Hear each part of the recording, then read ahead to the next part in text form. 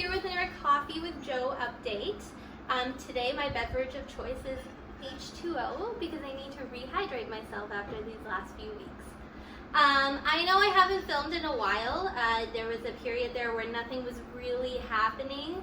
I was just kind of waiting on appointments, so there wasn't much to update on. And then a lot happened, and then I got really sick. So I have quite the large update for you guys. So I'm just going to start off with what I remember because I don't remember quite where I left off on my last video.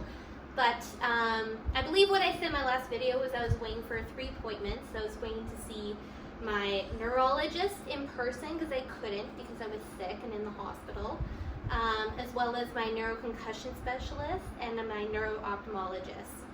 So those 3 appointments did happen. I saw my neurologist and actually, okay, so when I came out of the hospital, I was put on steroids and I started Inflectra and stuff. So when I went to go see my neurologist, he said there was nothing he could do for me because I was on steroids and that it literally masked all my symptoms. I felt great, but it masked all my symptoms. So he couldn't do much for me, and I saw my neuro-ophthalmologist, and he did help a little bit, but he also couldn't do much for me as well, but not because of the steroids. So he said that he took a whole bunch of tests, and he said that my head issues are not coming from my eyes. My eyes are working together somewhat. He says there are a few problems, but he doesn't see it stemming from my optical side of my issues. So, but he did say I have severe photophobia, which explains the pink glasses that I have here. He doesn't know if it's forever or if it's temporary. He thinks it might be temporary just because of all that's going on and stuff, but photophobia basically means you have a huge sensitivity to light, which I can see because anytime I'm under light for like 5 minutes, I get a huge headache, a terrible, terrible headache. So I have to wear these pink tinted glasses, and they are working very well. I haven't had headaches since I put them on. So like just being under light, I can definitely stay under longer. Not for like a very, very long period of time because of all my other issues, but definitely a lot longer without headaches. And he said that was all he really do for me, so I'm not seeing him again. And then I saw my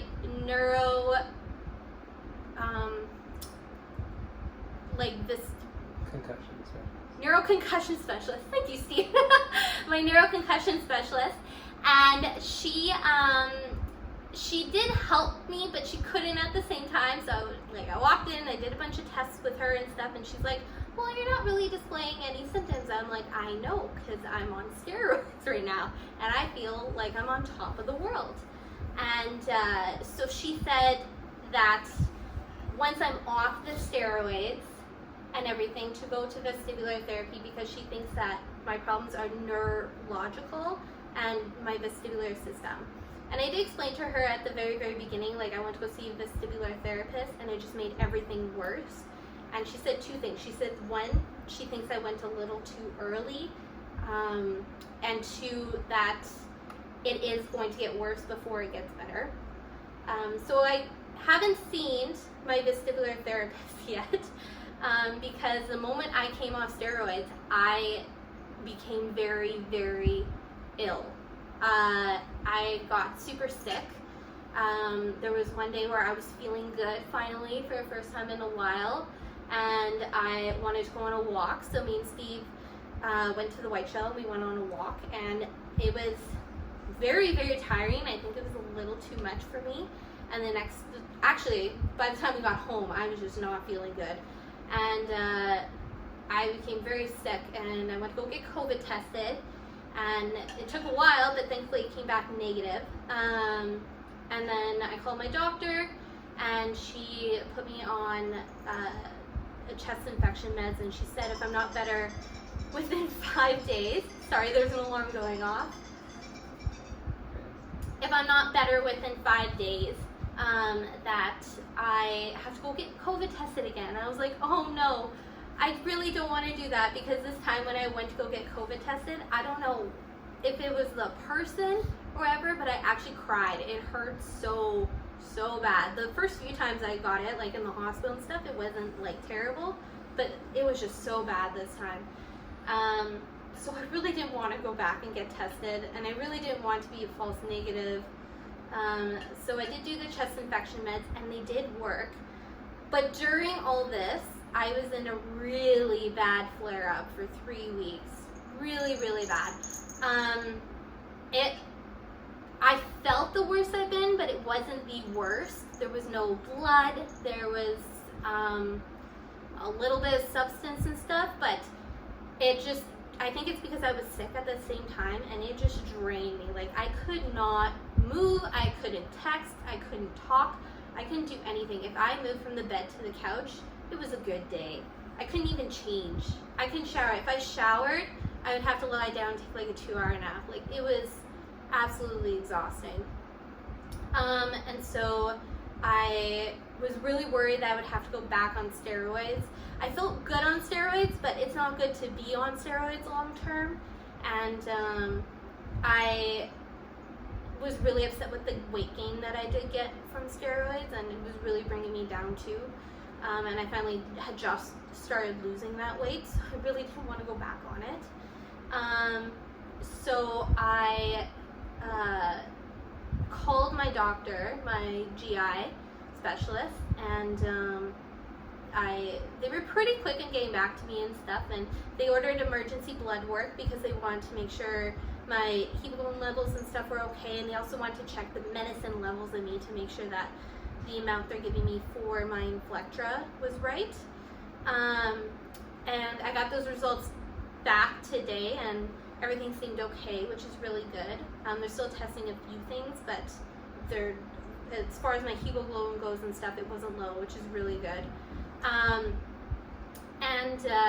They were going to try to up my Inflectra injection. I had my Inflectra injection today, but they were trying to make it happen last week. But they couldn't, unfortunately. I guess there was a lot of people that were having flare-ups, and there just wasn't enough room for me to get in early. And they're also short-staffed, I found out as well. So I had to suffer. I had to wait. It was pretty terrible. I was miserable. I cried. I was like, this cannot be the rest of my life. And I was really worried that the injection was not going to work, and I would have to go back on steroids, or they would have to change the meds, or something bad would happen. Just because there's so many bad things that have had happen, I was so worried. So today I went to go in and get my Inflectra, and this morning I was feeling a little bit better. I definitely think that the cold, the chest infection I had, made everything worse. Because the amount of times that I have gone to the bathroom yesterday and today were definitely lower, so I was absorbing more vitamins and minerals and stuff, so I was gaining a lot more energy.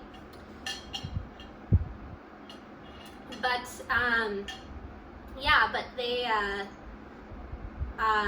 I went in, and it was the regular 4-hour process.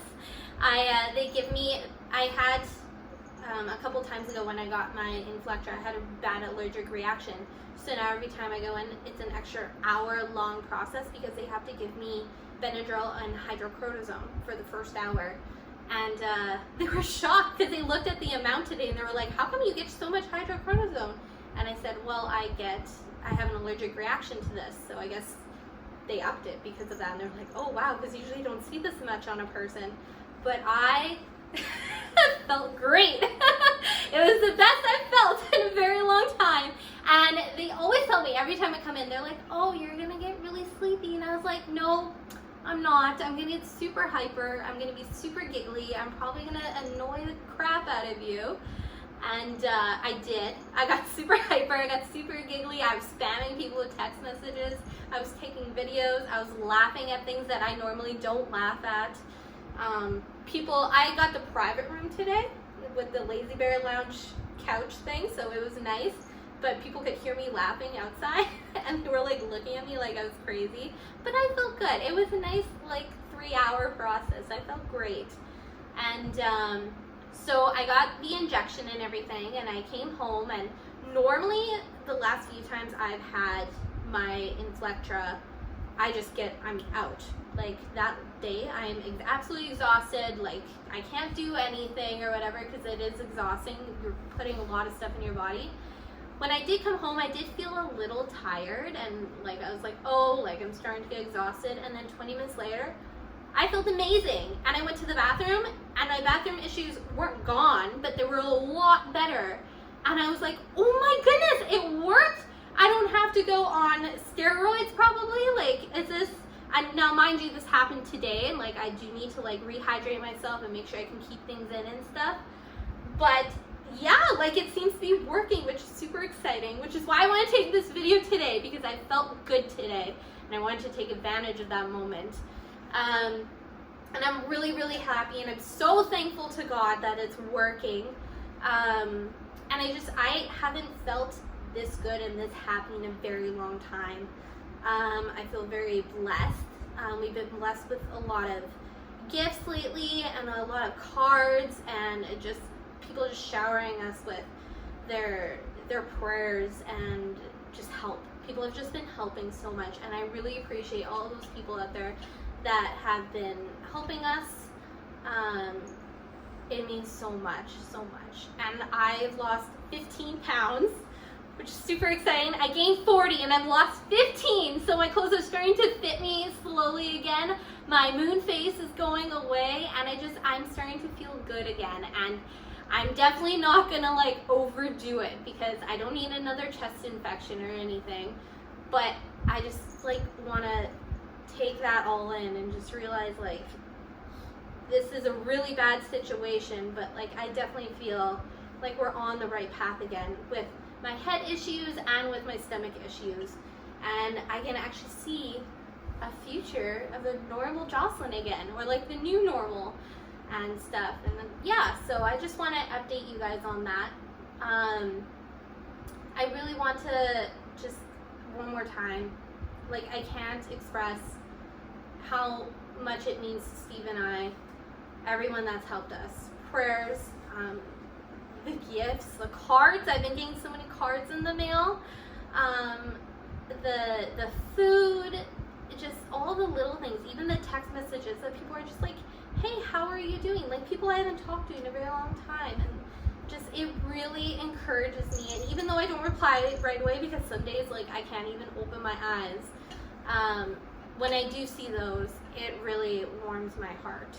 And those people that have been encouraging Steve, because he's had to do everything for the last 3 weeks. I haven't been able to do anything at all, and he's been waiting on me hand and foot, and he's been doing an incredible job. And I don't know what I did to deserve such an amazing husband, but he's been doing incredible, and I just want to thank all those people that have been supporting and praying for him as well.